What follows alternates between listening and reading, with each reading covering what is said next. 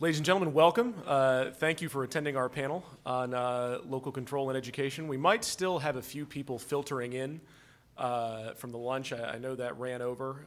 We'll still try and get in a really full discussion for you guys here today.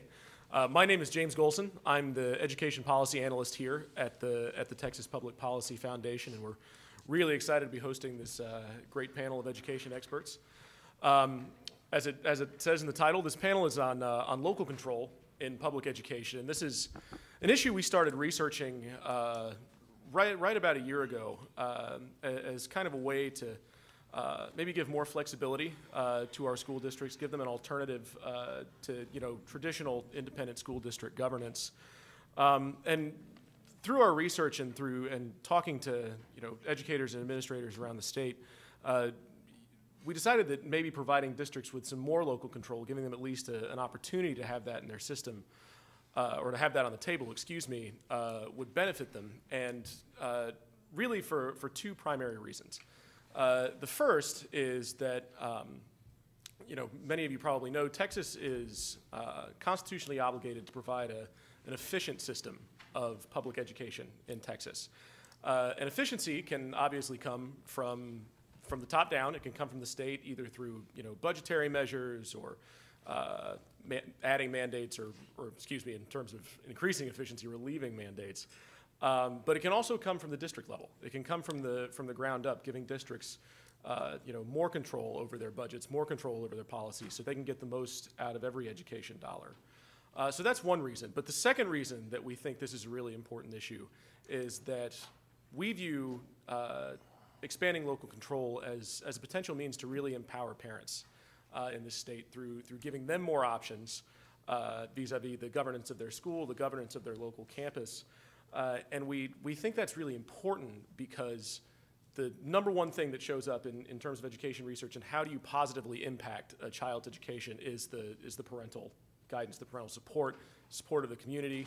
And that's very hard to do from a policy perspective, but giving parents an opportunity to participate more, we think, is one way that we could really go about that. And from so we started looking at laws that we could change, that we could impact to maybe make some positive changes in this regard. And we started looking at the Home Rule School Code in Texas. It's a piece of existing law. It's been on the books since the charter initiatives went through in the mid-90s. But no one in Texas has done it. We have no public home rule school charters in Texas. And so we started asking ourselves why. Why is that the case? And the answers that we came up with are that there's too many barriers to entry. It's extremely difficult to push a home rule school charter through in Texas. You need a 20% voter turnout in the election to even have the measure considered, which many of you probably know in a local school board election, that is a huge turnout. 20% is unheard of. But the second issue that we encountered is that we just, the school districts, the administrators we talked to just didn't see really any incentive to do it.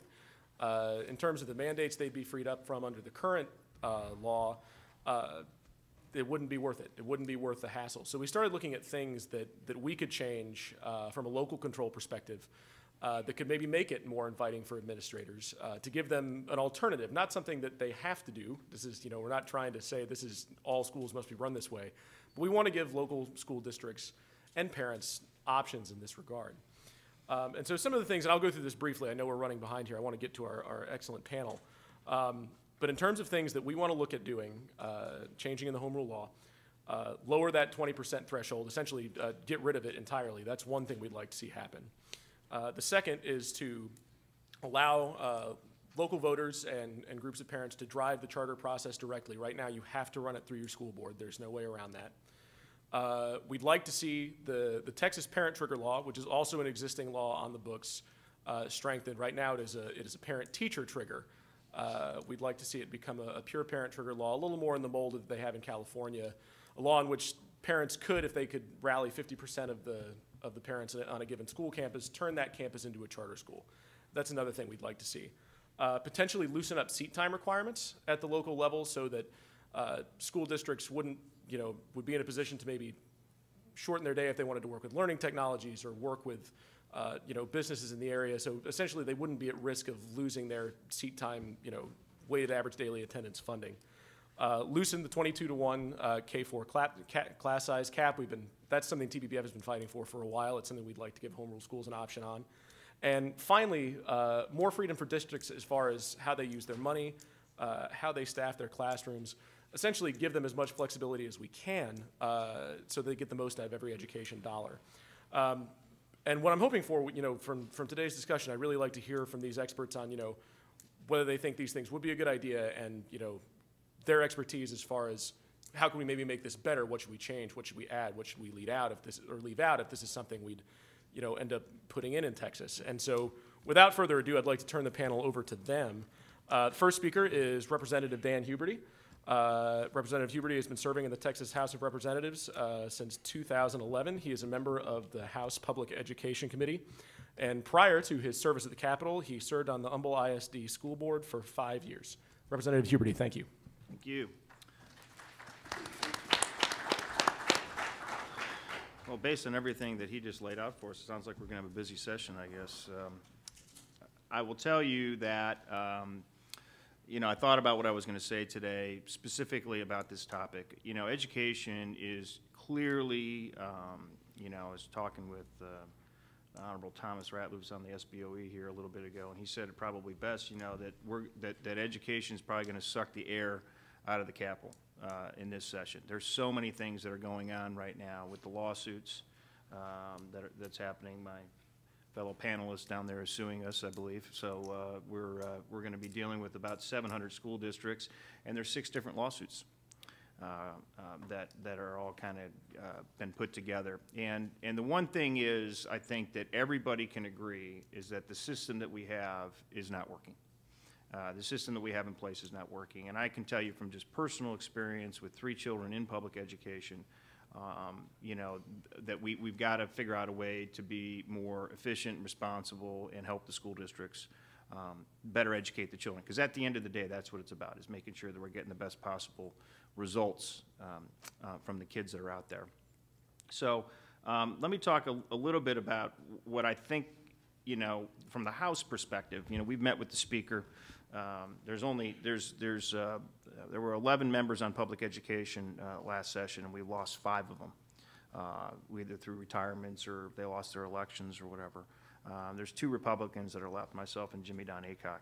And Jimmy Don and I have talked over the interim session. We've had multiple meetings on school finance. We've had it on accountability, on the EOC, on the testing, and all the different things. And we've come to some ideas of what, we'd like to see on the House side. Obviously, we have some work to do with our friend Senator Patrick, and we have a good working relationship with him. So I think we're going to see a lot of give and take as we go forward. But, number one, when we talk about the flexibility for school districts, I think you have to look at the number one thing that people are asking about. And while I think TPPF has some very interesting ideas and concepts that are out there, we have to look at what's currently broken in the system. And the number one thing that's broken in the system is testing.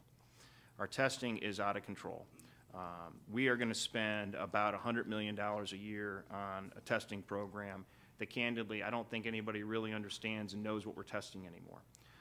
So there's legislation that's going to be filed, and how do we deal with testing? How do we make it more efficient? How do we make it more practical? We had a bill that I worked on last session with Representative Hochberg that would have allowed for a student in, say, 5th grade, if they made a scale score of 85% or better, they wouldn't have to take the test in 6th grade. We thought that was reasonable. That gives some more local control and some flexibility so the school districts can then use those resources and teach the kids in a different way. We thought that was very meaningful.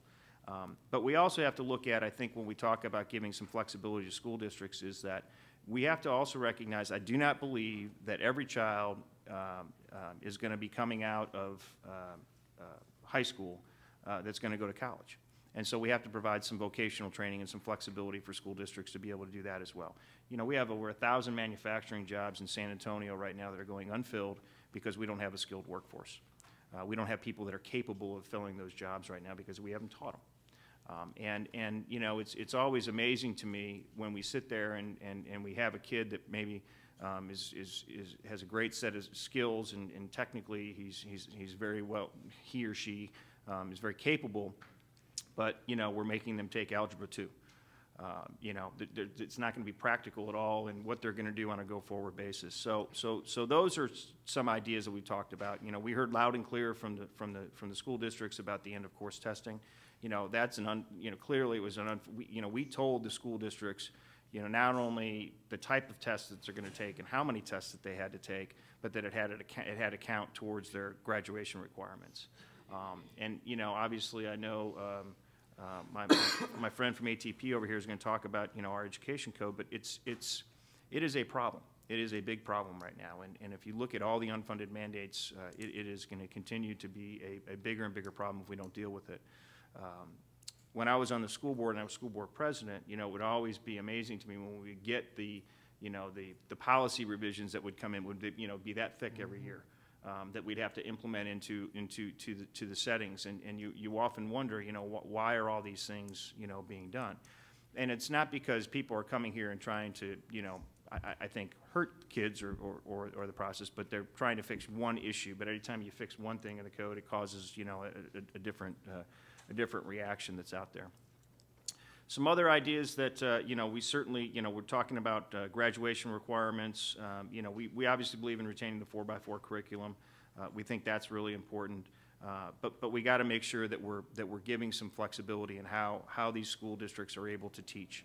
And if we're going to continue to teach to a test, we're just wasting our time, in my opinion. You know, a little bit about the revenue situation on the school finance litigation. You know, we're going to, you know, that's going to be something that, you know, is to be determined how that goes forward, because that's going to make a big difference relative to how do we look at some of the things that we want to get accomplished. Obviously, you know, the lawsuits are ongoing, and we're going to wait and see what comes out of the courts to make some of those decisions. But we do need to make sure that we're funding enrollment growth. We have a deferral to fix that we did from last session that we've got to deal with. And so we have some, you know, obviously people saw the comptroller's estimates that came out at the beginning of the week, and so we know we have some flexibility to be able to deal with that. I will talk now. I'm going to move over a little bit and talk about you know, when we talk about some flexibilities. One of the things that one of the big pushes is that, you know, the charter schools that are out there, and you know, I've learned more and talked to more charter school people than I can think about. But, you know, we're up at the cap at 215 for charter schools, and many of us in the House, you know, the charter schools are here. I think that they have good programs. They do a good job, the effective ones. But there's a lot of bad ones that are out there too. And so part of what we want to accomplish is create some flexibility for the TEA so that they're able to deal with the bad charter schools, and that we're able to then reward the good ones that are going to be out there. But we also have to give school districts a similar amount of flexibility that charter schools have. They get to operate a little bit differently, but on average, they get more money. So if you take a school district like Humboldt ISD as an example, they get less money than the charter school operators get. It doesn't make any sense, and they get more flexibility, and so they get different results. I'm not saying that all of them are better results, but they get different results, and they're able to use those resources in a much different way. So those are some of the things I think that we're going to see. Now, relative to the home rule school designation, you know, I think James is right. You know, it was a good idea at the time when it was implemented, and I don't know if Mr. Grusendorf was here at the time. I bet he was when all that was going on. But there's not one single one of them in the state of Texas because it's too cumbersome to be able to deal with that. So if you got a law in the books, you either need to make it so that it works or get rid of it, one of the two. And so I think there's some, you know, people that are going to be open-minded about dealing with that. But there's some great examples. I know Spring Branch ISD down in the Houston area where I live is partnering with some of the charter schools to use some of their extra class space or classroom space to have a partnership and collaborative learning. And I'll tell you that kids today, we were just talking about, I just got a new iPhone 5 today, so I got drug into the 21st century, I guess, get rid of my BlackBerry. But they, you know, they were teaching me how to use it, and I said, that's okay, I'll have my 12-year-old show me how to use everything, you know. But the kids learn so much differently today. And one of the things that we did, I thought it was very good last session, was we passed HB 6, which was the textbook, or the funding of textbooks, but allowing a different source of delivery, meaning, you know, whether it's an iPad or some other mechanism to be able to do that. And the reason is because you're still going to have the curriculum that can be placed, but don't for a second think that the kids aren't able to go on the internet and find other resources to do their work, because they are. But what we're looking at is they go to any school district that's out there and ask them where their warehouse is for all their textbooks that are sitting around. But yet we still ship them to them on an annualized basis. And so one of the things I think is we'd like to see a larger push for that as we go forward. We had a lot of good legislation last session that did not get passed, that will still be coming about, that's going to go after the education code. And strip away some of the bad stuff and unfunded mandates that are in there for school districts. And I know a lot of my colleagues are working very hard at that. I know there's a couple of the new guys that are here today. And I know that everybody's very interested in this, because I think the ultimate goal as a legislator is that you're supposed to listen to your constituents, and you're supposed to try and implement some of those ideas to make it a better place, and a better workplace. And so while I don't envy the job of the superintendents that they have, one of the things that I think we have a responsibility to do is listen to them and work with them to try and come up with some of the solutions. And I know certainly in Region 4, where I come from, we've been working very hard on the testing issues and the accountability standards, and how do we deal with that, so that they're able to go back and really start using the resources and time to teach these kids. So with that, I'll pass it along to Mr. Rogers. Yes. Or James is going to introduce you. There you go. Thank you very much, Representative Huberty. Our next speaker is Dr. Thomas Wallace. Dr. Wallace is currently the superintendent of Bryan Independent School District, my alma mater. Go Vikes. But prior to that, Dr. Wallace has served all over Texas, all sorts of jobs in the education community. He started in La Mesa in 1991 as a social studies teacher. Moved up to being an assistant principal, moved up to being then a principal. Just told me once won principal of the year for the entire state of Texas. And then moved on to be superintendent of Palestine ISD before moving on to Bryan High. So please welcome Dr. Thomas Wallace. Thank you, James.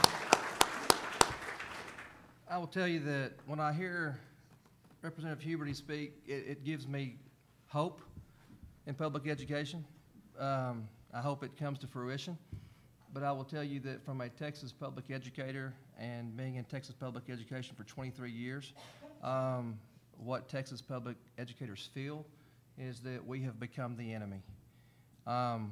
When you say flexibility, we look at that and we go, and where does that come from? Flexibility with money. We have no control over how much money we receive, other than the fact that if new students enroll in our school district, that's the only way we get more money, or unless we go to the voters for a TRE. So we get no more money. We're stuck with what we get, and we don't have that luxury and that freedom and flexibility with money like some may think. Let me give you an example. With this new mandated testing, the EOC, the STAR test, if a student fails one of those tests, especially at the end of course test, they have to retake that test. Well, if they weren't successful the first time, how in the world are they going to be successful the second time? So what do we spend our monies on? School district spends their monies on tutorials. They spend their money on transportation costs to get the students back up on Saturdays over the summers, to give enrichment, to help those students become better prepared to take those tests again. And with just the number of students in our school district last year that we had to bring back in to tutor for just the end of course test was unbelievable. We had to spend an astronomical amount of money that we hadn't budgeted for. We hadn't thought about that. Now you've got two classes. You got the freshman class and you got the sophomore class. The following year you're going to have the three classes, and the next year the four classes. Flexibility, you talk about money and you talk about personnel and you talk about finance. When the bill came out, that we had the 15% rule, school districts all over Texas spent numerous hours, mandated workshops to figure out what in the world a 15% rule was supposed to look like. And then you call and you ask the TEA, ask them what that looks like, and they say, well, that's local control. Well, local control is you told us, where'd that local control come from? Because you told us it's going to be a 15% rule, and then we ask you for guidance on that, and then you say, but that's local control. Well, that's not local control, that's mandated. That's an unfunded mandate. And so we spent hours, we spent months talking to other school districts, talking to our organizations about what the 15% rule was supposed to look like. And school districts all over Texas had different variations. And so then they come back and they say, well, we're going to waive it till next year. So we roll off of that, and we think, okay, great. And then they say, but it's going to happen the following year. Well, guess what? We prepare for that, and then they say, well, no, we're going to wait till the next year. It's going to be waived. So it's kind of like you're playing a game, and the rules are changing as you play. Because at this point, we still don't even have the results from the STAR exam from last school year. It's January, we're in the second semester of the second year, and we still didn't have the results back. So what does that create? Well, that creates anxieties, that creates stress, that creates anxiety, it creates anger in Texas public educators, because they're sitting there wanting to know at this point in time, did we do well last year or did we not do well? Now, while we may have received the individual scores for the students, we don't know if that passing standard was met or whether it wasn't. And teachers want to know. Believe it or not, teachers really do care. They love those kids, and they want to know what they need to do differently, if they need to tweak things or if they don't. So we look at that, and we spent hours. We spent many hours and resources, and we brought people in to tweak and modify. And so we really don't know. We're still, as we said, shooting at a bullseye that's moving. So what Representative Huberty says, I hope a lot of this comes true. In terms of testing, in charter schools and private schools and charters and vouchers and all those, when you talk about flexibility, as you talked about, James, if it was up to the communities, I bet the communities would say, we want the same rules that the private schools go by, which is they don't have to take the end of course test or the STAR test or any of those things. I bet they would say that, because when you talk to some of the people that leave Texas public schools right now, they say to us, well, where are you going? We're going to that Christian school, or that parochial school, or that private school. Well, why are you going there? They don't take the STAR test. So I think if you ask the people of Texas, I think if you ask them in local control what you would get rid of, I bet you would hear testing. As a father of two and as a superintendent, I will tell you that that'd be the first thing that I would say, that reduce the amount of testing. Accountability is something that I don't believe any Texas superintendent, school board, or educator would deny that we need to have, but the amount of testing is just too much. It's out, as Representative Huber said, it's out of control. My third grade child before the tax test cried and didn't sleep the night before. He made a 100 on the tax test, by the way, but on the way, we had to stop and say a quick little prayer. And then here we go, we fast forward a few more years, and my youngest son, who's taking the EOC, or excuse me, the STAR exam, he starts crying. And I said, why are you crying, baby? And he said, well, because I've got to take that STAR test tomorrow. And I said, well, son, you'll be fine, don't worry about it. And he said, but my test is now timed. Luke had all day long. At 10 o'clock, 10:30 at night, you'll say anything to a third grader. And I said, but you're smarter than Luke. I said, you'll do just fine. But when, hey, for those of you that are parents, give me an amen. But for those of you who don't, you'll understand one day. I said whatever I could do to get him to go to sleep. But the point is, when children, when third grade boys and girls are crying and they're sick over a test because of the monster that's out there, that's too much. And so I hope that while there are ways to assess other than a paper and pencil test, there are other ways. There's rubric grading. There are project-based instruction. There are some other ways other than just a simple test. So I think if you ask for public sentiment, I think that the first thing you would hear, lawmakers, is that the testing is completely out of control. Especially when you look at, if you're an economically disadvantaged community. Bryan ISD, 72% economically disadvantaged, which means 3/4 of my students receive free and reduced lunch. Those students don't have the opportunities that our affluent neighbor across the street have. And so when we have to go get them on Saturdays for tutorials, and those across the way are going on soccer tournaments and they're going to baseball tournaments, it's a different issue. And so if you look also, talking about flexibility of money and local control, you know, we're still being funded at the transportation allotment from 1985. Well, I was a junior in high school gas was 94 cents or 93 cents a gallon. What is it today? So we're spending an inordinate amount of our money on transportation costs. Because of the money and because of the testing and because of all the unfunded mandates, the day-to-day maintenance and operations and the day-to-day maintenance of our buildings, they're falling apart in school districts all over Texas. So you've got a great undertaking on your hand, legislatures, and I look forward to seeing what you're having to do, what you will do to fix it, and I'll be happy to help any way I can. But I will tell you that if you ask, going back to local control and the public opinion, I think that if you polled them and you asked them, the first thing they're going to tell you is get rid of the amount of testing. And if you listen to superintendents and you listen to educators, they'll tell you it's not so much the testing, it's the amount of the testing. Thank you very much, Dr. Wallace. Our final speaker today is Doug Rogers. He is the Executive Director of the Association of Texas Professional Educators. Currently with more than 116,000 members, ATPE is the largest educators association in Texas, so I can't think of anybody better than Doug to speak on this issue for the teachers. Doug, please. Thank you, James. Representative Huberty and Dr. Wallace, it's a joy to be on this panel. I guess I'm the oldest person at this table because when he talked about gasoline, I remember pumping gas at $19.9 a gallon at a service station. So the times they have changed. But when I was in high school pumping gas at $19.9, I was still going to school and I was still being educated to enter a career or a college of education or higher education. And the expectations, the purpose of education, I don't believe has changed since 1966 to this day. And that is we're obligated as public educators to educate every child in the state of Texas. And then how we do that has been the debate ever since I've been in school. We had, back in the day of my local control issues, we had the academic track and we had the vocational track.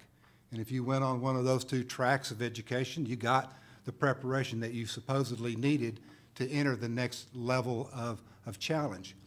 But one of the things that I think we have forgotten as a society is education doesn't ever end. And one of the things that I think we have lost in our society is a drive to continually learn. Because whenever you get a college degree, it doesn't mean that you're through learning. When you get a high school diploma, it doesn't mean that you're through learning. It just means that you've progressed to a certain point. And what local control is all about is finding that point. Finding the point in each person's educational opportunity that would best prepare them to be a contributing partner in our society and in our culture. And one of the things that our association, you mentioned ATPE, and I want to give a plug for it here, and thank you, Representative Huberty. ATPE has a bylaw position on local control, and it basically says there should be continued local public control of the public school system. That's in our bylaws as an association since 1980. So as the executive director of an association working in education, having the local people, the local public, decide what's best for its educators has been in our philosophy since 1980. I've been the executive director since 1989, and we haven't accomplished it yet. I'm retiring in July, and we probably are not going to accomplish it yet.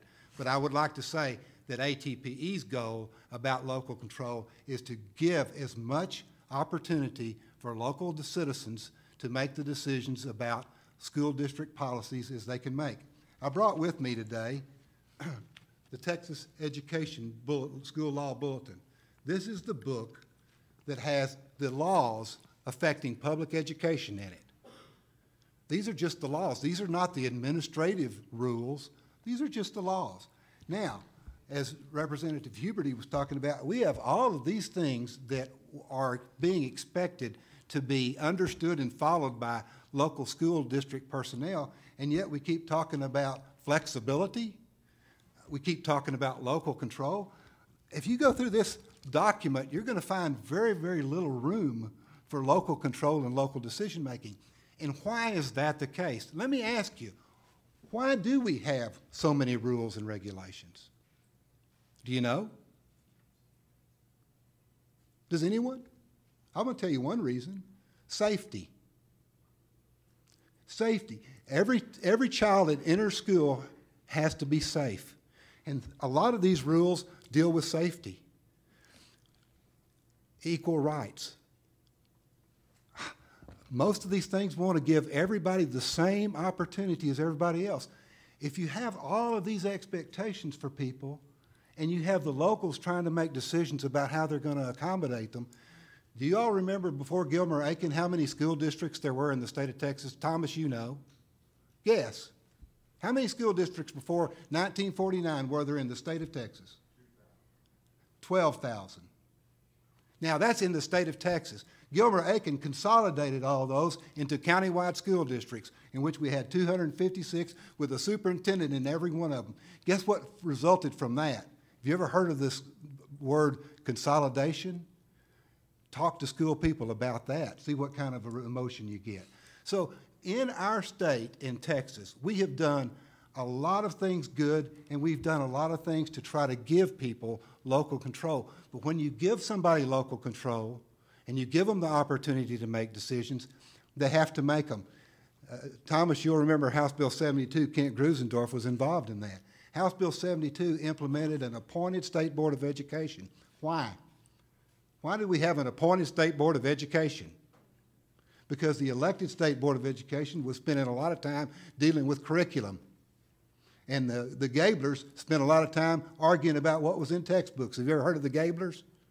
Well, the Gablers used to spend a lot of time determining what we had in our textbooks. So local control, as James has articulated in open enrollment charters, is about giving local school districts the opportunity to make decisions that are going to affect the children that they are responsible for at the closest possible point. And when Representative Huberty served on that board, he was charged as a public elected official to make those policies. And we need to give local school district decision makers the opportunity to make those decisions.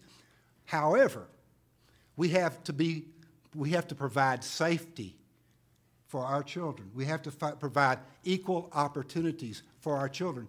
And if, in fact, that was happening back before Gilmer-Aiken, if we really were with 12,000 school districts providing educational opportunity, I can name you several school districts that were founded because they wanted a good basketball team. Okay? That's why they established the school district. These are the boundaries we were going to have, the champion basketball team. Well, that's local control. But we don't think about that as local control. We think about rules, regulations, mandates, the one that James referred to in his paper about 22-to-1 class size back in House Bill 72 when that was passed. Is 22-to-1 the best optimum class size for kindergarten through fourth grade? What is? Does anybody know? No, but 22-to-1 was what passed. And let me ask you, if you go into a private school and you go into a classroom in a private school, count the number of students. What are you going to find? You're probably not going to find 22. Probably going to find less.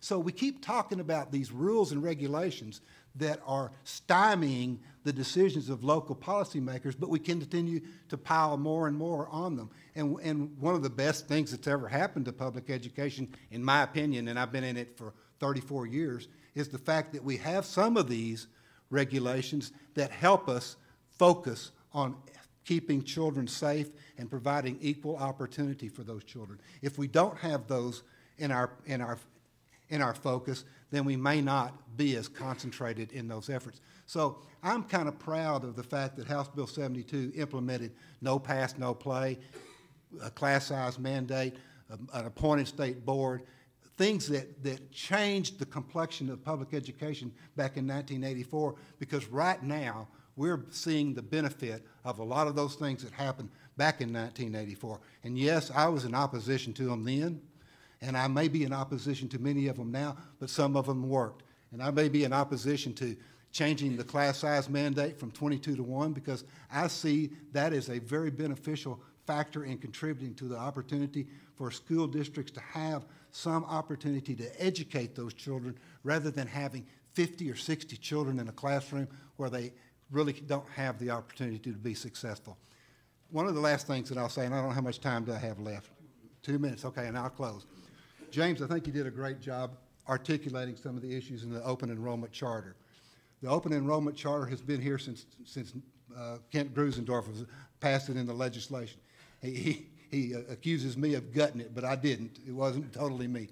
But the point is of open enrollment charters is if there's flexibility that needs to be given to some schools, why not give it to all of the schools? Why do we need to just give it to some of the schools? And that's my issue with all of the regulation issues. Let's don't talk about giving some of them the freedom to for flexibility. Let's talk about all of the flexibilities. And if the public schools are really doing this poor of a job, because it mentions that public schools are doing a poor job in this paper, and I'm thinking, man, if public schools are, how many of you went to public school, graduated? How many of you? Y'all went to graduated. If public schools are doing a poor job, I'm sorry y'all are here and having to deal with that. But public schools are not going to do a better job if we don't all come together as parents. There are provisions in this law about site-based decision-making, about open enrollment charters, about involving parents in the public education. And where parents are involved, I can tell you the successes are greater. And that is going to be the hardest challenge in any society, is getting the parents engaged in the public education. We volunteer at Harris Elementary over here in East Austin. Our staff goes over there and volunteers time. If you go into that school, those children, whether or not they're getting the same level of education that they are over in Eames ISD, are as happy as they can be, and their parents are as excited as they can be about being in that school. And if you tell them that they're doing a poor job of educating their children, then I'm sorry, because that's not what they think is happening in that school. And if we go into these schools and we see what's happening and we see what we can do to improve them, as long as we give every child the opportunity to be successful and have an opportunity to learn and be successful in our state, to contribute to our state, then I'll be on board. Thank you very much. All right, thank you, panelists. We have I apologize for having to cut the Q&A time a little bit short. We have about 10 minutes left before we have to make room for the next panel. But I did want to say, during the Q&A, if you could all take some time to fill out the comment card that's in your seat. At TPPF, we look to make our program better every year, and any input you can give us, we'd very much appreciate. Does anybody have questions for our panelists? Mr. Ratliff.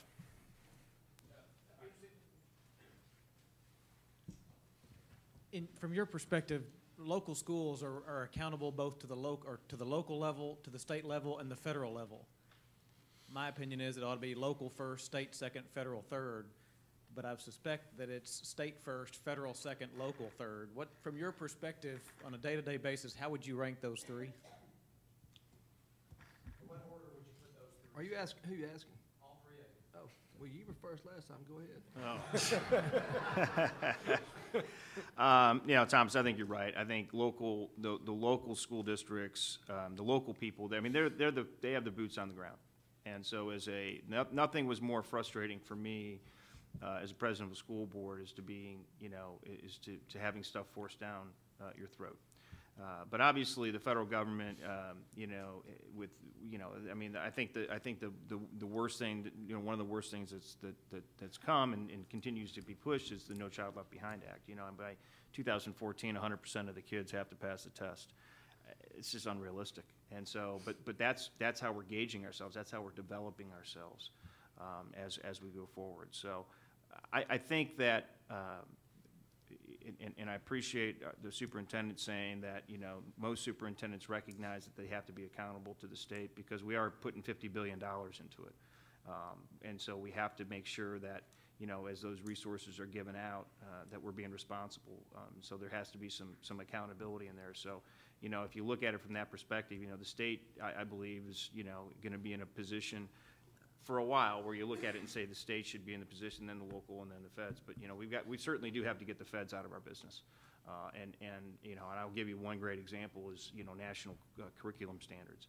I mean, that is, as you know, I worked on something last session that basically prevented them from coming in and saying that, hey, we're not going to give you any more money, we'll give you money if you develop the national core curriculum standards. Well, we think our standards in the state of Texas are pretty darn good. And so, those are kind of things that we have to be mindful of. Well, I think that, that what you have is right. It should be local, state, then federal. But at the local level, what you have is school boards making goals and adopting policies that are based off of federal guidelines and/or state guidelines. So I think that we have it a little backwards. I think it's going to take eventually school boards and communities to stand up and say that's enough. You can say what you want to. You can categorize us however you want to. Enough's enough, and I'm ready for one school board to go ahead and do that I know. So I think it needs to be, it is local, state, and federal, but I think that the state and the federal have influenced us locally so much that our local boards and local administrators and local districts are playing catch-up to the federal government and then the federal and state guidelines. Well, the Constitution of our state says it's the state's obligation to provide for the public education of our citizens. So unless we change the Constitution, from my perspective, it is the state's obligation to provide for the public education of our citizens. Now, in so doing so, I think the state is not obligated to tell the local school districts exactly how to implement policies, nor is the federal government obligated to do that. So I believe that accountability is the state's obligation. It's the local district's obligation to meet whatever accountability standards the state sets, and it's the federal government's obligation to keep us from making civil rights abuses of our system. Other than that, I think that every time a policy can be implemented and acted upon at the local level, that's the state's role in giving that authority to local school districts. But until we have a partnership about how we're going to pay for these things in a more equitable way, those decisions are going to be hammered on every time we turn around. Right over there. Thank you. In my experience, the teacher associations tend to oppose a lot of things that are in line with local control. Two things that come to mind are the class size restrictions and also the minimum salary schedule. So my question for Mr. Rogers is, why shouldn't people like Dr. Wallace be responsible for determining class size and teacher pay in their own districts? I would not disagree with the school districts having that opportunity. The class size mandate, in my opinion, was an attempt back in 1984 to try to bring a focus to the primary education program, and I think that was a good attempt at doing it. Frankly, I think when I was an elementary school principal, by the way I was, I insisted, and the school district permitted me to have 15-to-1 kindergarten through first grade students in every one of our classrooms. And that was in Louisville, Texas in 1971. Now, 15-to-1 is not either a magic number either, but it's a number that the teachers felt like that they could work with. So a mandate of 22-to-1 is merely an attempt at focusing emphasis on a certain level of education, and that's why I support that kind of a concept. It's a standard focus. And when we talk about standards, that's what the interest is it's the focus. No, should it be an absolute? No, and it isn't. There are so many waivers on the 22-to-1 right now that it's not really a standard. It's a focus. And I believe the same is true with the minimum wage. If you have people abusing the wages, then you need to have a minimum to prevent the abuse. And that's all in the world it is. It's a focus not to abuse. And yes, I believe you can do away with it if in fact that they're not being abused. But that's the reason that we have all these safety rules, is so we don't abuse people. So how do you say you're not going to do it and not have some sort of focus to kind of keep you in line? And I think that's all standards are. And so to answer your question, yes, our association would be a problem with removing some of those focuses and that emphasis. But certainly, we already understand that there's a need for flexibility because we have waivers in school districts on the 22-to-1, and there are school districts paying way above the minimum salary schedule right now. I just make one quick comment on that. You know, I will tell you that there's all kinds of different teacher groups that are out there. But, you know, I worked with ATPE last session, and they were, you know, there's a balance. You find a balance that's there. And so we did do some of those things. And we worked on a lot of that stuff, and I'm going to bring up HB 400. I know you guys didn't like that bill. Well, I passed it 5 times, I think, but at least I voted for it 5 times. But that had a lot of flexibility for school districts in Chapter 21. And so I think that as we go forward into this session, you know, we need to look at how do we create that additional flexibility. But be mindful of what I said early on, which is that we want to work with the school districts and the superintendents to give them the proper flexibility that they desire. And sometimes we're going to agree with the teacher groups, and sometimes we're not. Well, now I can't let them go without saying something, since both of them talk. You know, I would love to have that flexibility, to have the liberty to say that at certain schools, you know, I have 23 schools in my school district, 16,000 kids, and each school has its own need. You have one side of town has their issues, the other side has theirs, so they're all individual schools. But what keeps superintendents in school districts from allowing that 22-to-1 to go lower is the fact that we have to cut somewhere because of the amount of testing that we're having to do our enrichments and our tutorials and those types of things, because we're spending a great deal of money on those things that instead of spending it on those individual kiddos or lowering the class size, we're spending it on other things. And so when you look at the number of teachers that school districts have lost over this last session, then we've lost money, which the governor said, hey, we didn't tell you who to cut. No, you didn't tell us who to cut. You just gave us less money. So we have less teachers than what we had at one point. You have less aides. And so it goes back to we're spending money on things other than personnel. And you know as well as I do, if you know anything about education, it's about relationship with children. It's about relationships with community. And when you have when a teacher has 150 kids in their class load, there's not much of a relationship. All right, we have time for one more question. Speakers, when you all answer this one, if you all could keep y'all's answers to 30 seconds, we're down to literally our last 2 minutes. Sir. Representative Huberty, will you really focus on the 4x4 rule this year and in the legislature? I know that it is the cause of a lot of our dropout, which in our schools district amounts to probably over 30%, if you're calculated actual numbers instead of like TEA calculates those. Yeah. The answer is yes. I mean, one of the things that we talked about is retaining the 4x4 curriculum, but we want to expand the course options for graduation, especially math and science. And like I said, you know, I mentioned earlier, you know, maybe passing Algebra 2 is not an option for every child. You know, and that's causing the dropout. That's causing a lot of problems. I mean, we recognize that. And so I think, you know, depending, you know, obviously I think on the House we're going to have a lively debate, and I see my new Senator-elect Larry Taylor there, and it depends on what the Senate does. But I think everybody recognizes that we have to focus on that, because we don't want to put ourselves in a situation where we're making it so difficult for a child to get a degree that they're dropping out, and that potentially could be the worst thing that could happen for us. All right, well, thank you all very much. That's all the time we have. We could please have a round of applause for our speakers.